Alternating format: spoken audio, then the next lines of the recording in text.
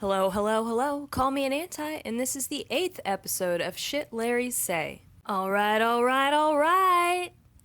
Not too long ago, I was trawling through Twitter for some good, funny, Larry tweets and ran across this one. People tend to forget artists/rich people don't have the same time and space perception as us. They can change continents twice a day. They have private jets that will take them anywhere in a blink of an eye if they want. This is Larry's versus the space-time continuum. This is not the first time Larrys have tried to convince each other that for some reason, travel and time and distance and location operate differently for Harry and Louis than for everyone else on the planet. Key to why they need these men to be able to defy the laws of physics is their dogmatic attachment to something they call the 2-week rule. What is the 2-week rule? Larrys have constructed this idea to explain away the distance, through time and space, between Harry and Louis. Larrys maintain that Harry and Louis never go more than 2 weeks without seeing each other. This was originally formulated to explain breaks between tours, but it has taken on a whole new life since the hiatus began. From mid-January 2016, prior to the birth of Freddie Tomlinson, an Anon asked Big Larry to explain the 2-week rule. Their response: they're never apart for more than 2 weeks. 3 crying emojis.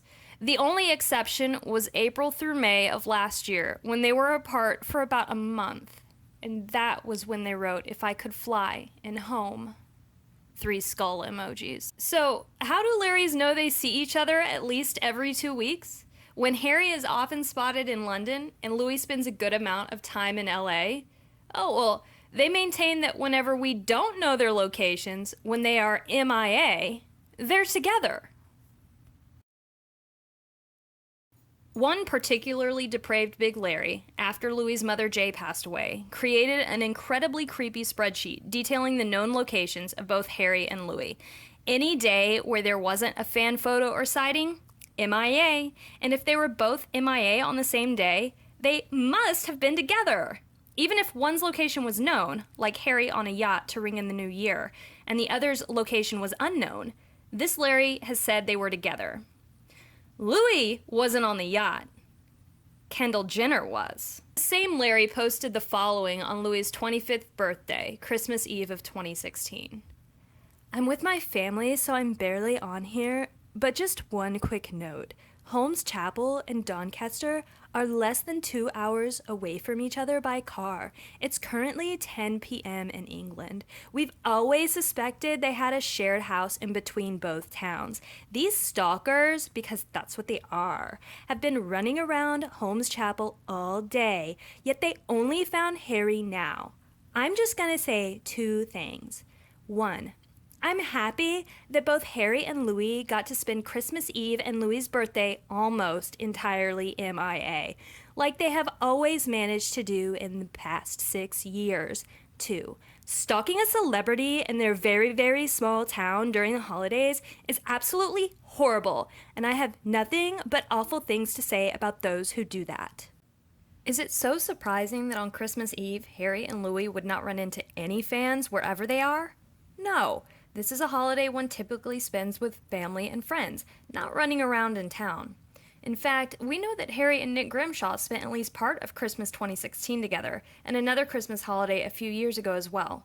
We know this because they've talked about it in interviews, because they're friends. Additionally, people physically stalking Harry and Louis seems to be beyond the pale for this Larry, but creating a month-by-month look at where 2 men were in the world for the sole purpose of proving they see each other every 2 weeks is totally normal and acceptable behavior. The hypocrisy is sickening. But even worse than that, and I guess if you're a fan, this is just really sad, and if you aren't, maybe it's amusing? Even worse than that is that the moment Harry said he recorded his album in Jamaica, Larry's dredged up their concocted headcanon, or fanfiction storyline, that Harry and Louis often vacation in Jamaica, and that for the period of time Harry was there, Louis had a spate of days, 4 or 5 at a time, where he was MIA. So Larry's argued that in the last months of his mother's life, she lived in northern England, and during the first year of his son's life, he lives in Los Angeles.